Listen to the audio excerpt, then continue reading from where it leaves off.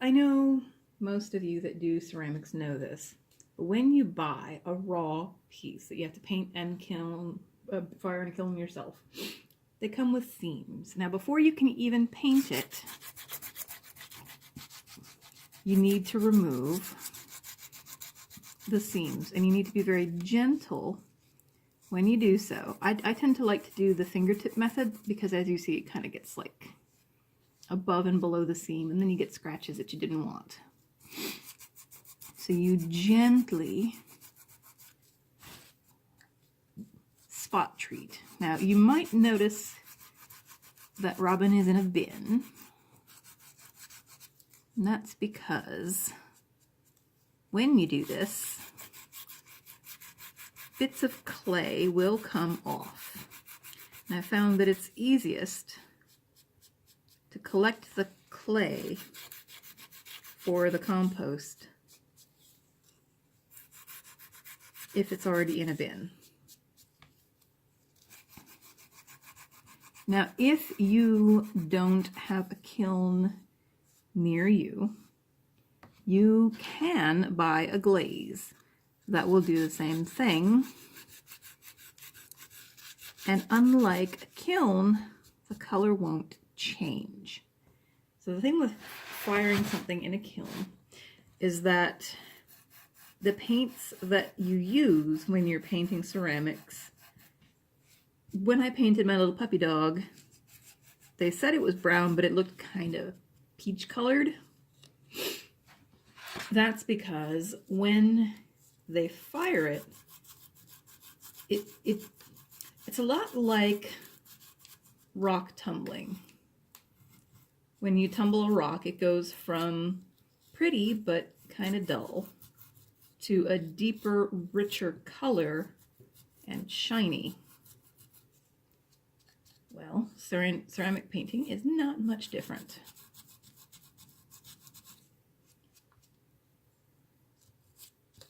That is a really rough edge, and I'm not sure how much of it I want to take off. It is a fluffy bunny, so I kind of don't want to leave, I don't want to take too much off because fur does bunch up in certain places. But I do want to take off this hard edge here. And I'm filming this while my How to Adult video is uploading because using my camera doesn't require internet. So you want to paint only after you have removed all of these seams. And you need to be very thorough when you check, because the sandpaper will also remove paint. So if you've started painting your bunny, or whatever it is that you have, and you get to, let's say you didn't see the seam on the foot. You've already painted part of the leg. Well, when you're sanding the foot, there is a fairly high chance that you will also remove the paint up here. A fun little thing that you can do also before you begin painting, during the sanding process, you notice it's pretty, I wouldn't say pliable, but it's fairly easy to manipulate. You can make tiny alterations as you wish. I'm not saying you could give this bunny antlers. You don't have that much room to play around with, but well, sorry about that. You can add little details. Let's say that the fur that's on here isn't quite detailed enough for you. You could take a craft knife and add some more fur detail. keeping in mind that when you do that, you're going to have more cracks that you're going to have to fill with paint later. Now, if you are going to do that, word of advice, anyone who paints miniatures knows you don't do your final color first and then add shadows. What you do is you paint the darker color first. Let it get into all the nooks and crannies, anywhere you want natural shadows to fall. For example, if you had fur, which is another reason that I don't want too much on either side of the seam, because there is this lovely fur detail that I don't want to obliterate with the sandpaper, and I might have slightly done. So that's why you want to stay pretty close to the seam, because the person who made it, which may not have been you, intended for there to be certain details that you can accidentally sand over. Oh, I hope that didn't go in the camera. Yeah, I lost some of the fur detail on the toe because of the seam, unfortunately. But speaking of craft knives, now that we have done a preliminary, I'm still going to have to go back and remove some more of the seam, but we've done a good, decent amount of work. While it is still fresh,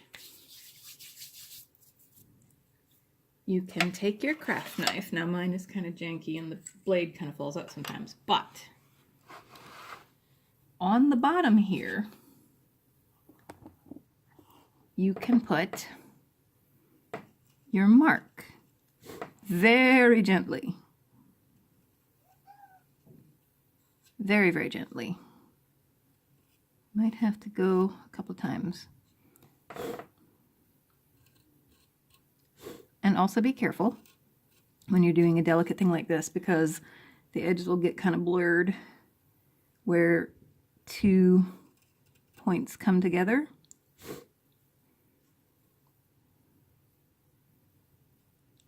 Yeah, well, and also sometimes the knife goes away, you don't want it to go.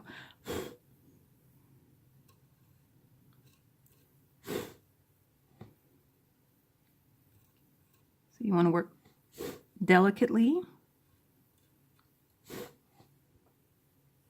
Go over your work as needed, equally delicately, because where the D and the L meet up can, if you're not careful, just become a chunk that's been taken out of the ceramic.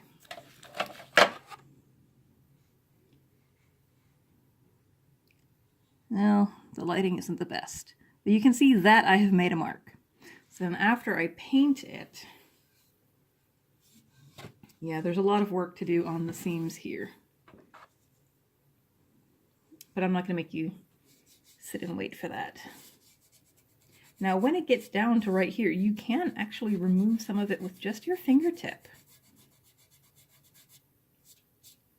But again, you have to be really gentle.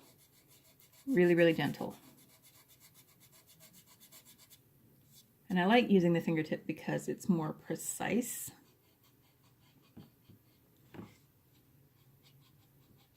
Than the sandpaper is. So for like the ear, where you don't want to get the fur bits, you can just use your finger.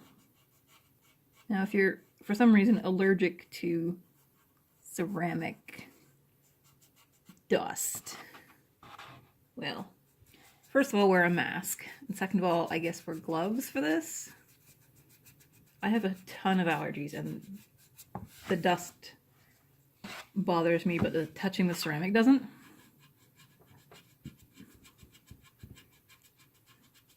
I also like this approach because it feels more personal. You know, the sandpaper took the super rough edges off that would just hurt your fingertips. Now you're refining it, and it almost feels, if you didn't make it, like you're shaping the clay. there is a place called Pottery Burn, not Pottery Barn, where I live, and that has a kiln.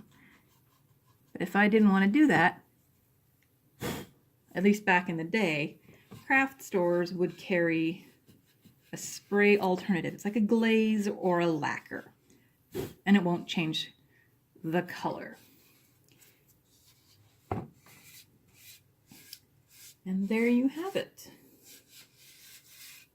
Robin is done. Now, when I told you that this does, well, he's not completely done, but he's done with the video at least. When I told you that this leaves dust, I meant it leaves a lot of dust. And the reason, yes, I'm wiping on my pants, leave me alone. The reason I did this in a bin is all of that, which would have been on the table or a piece of newspaper that it would have rolled off of as I picked the paper up. So that's why I choose to use a bin.